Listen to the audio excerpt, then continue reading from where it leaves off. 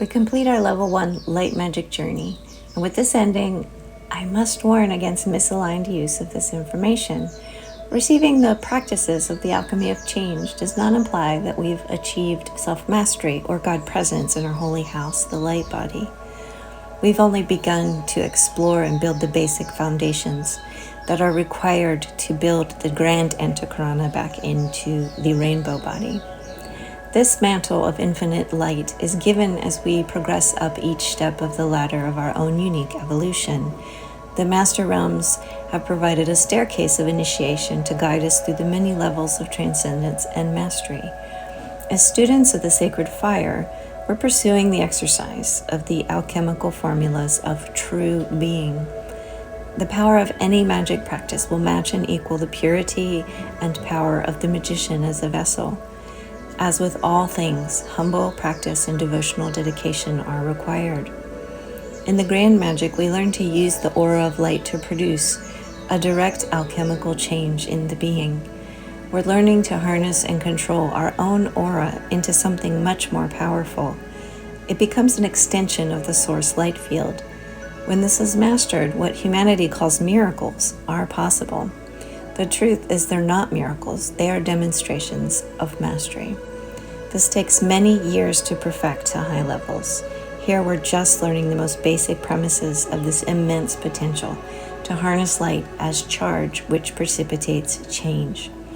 When the aura becomes the divine aura of God embodied, then we're able to learn to transfer a force field across the whole face of the earth and beyond.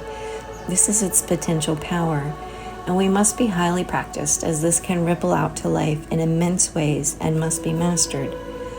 When the human mind creates the folly of mastery without true God mastery, it can be a dangerous transfer. The knowledge of the practice is not the power. It's your development and mastery of it over time. Your loving devotion to its masterful execution is important. You build a momentum of light that gains power and potency only after many years of practice. Only an aura infilled with the light-charged starfire of the Holy Spirit can truly become one in resonance with the Christ light. When Yeshua stated, "I and my Father are one," this is what he meant. He had transmuted his lower self to a point that he became a pure Christic chalice, and the transference of full source power that we call miracles was instantaneous. In the remaining stories of Yeshua in the Bible, we can see he demonstrated the highest levels of avataric level mastery with the cosmic Christ power. Although these altered and rewritten stories changed his intent and teaching to distorted words and placed him in a position of being the only Christ, it doesn't discount his great demonstration of mastery on the earth plane and his full transcendence as transfiguration. Of course, there's many other immortal masters and traditions known and many unknown across the globe and across time, but Yeshua has been one of my closest teachers and friends, so I pay homage to his mastery and mission as the cosmic Christ. I also want to acknowledge Saint Germain, the master alchemist and hierarch of the magnificently powerful violet flame, as my own alchemical teacher of the highest order. We all have this God power inside of us as a God potential, but it's up to each magician to develop this power with dedication and devotion to Source. The Christ vibration knows itself, and so does the ocean of consciousness that is the Source field as undifferentiated light.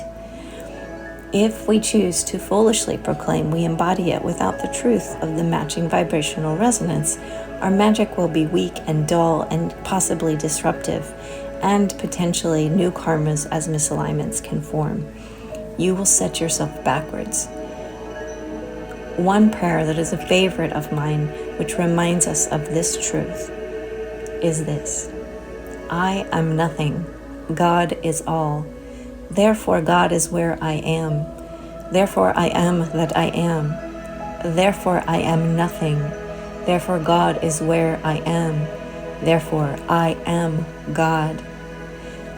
This simple little riddle as a prayer explains the entire creation when we can truly comprehend its ineffable power. A true master of the grand magic will display humility because they actually understand what the power is and are true to it in devotional love. We must alchemize our very consciousness, beginning with the mastery of the 7 great rays, to become truly whole and holy once more.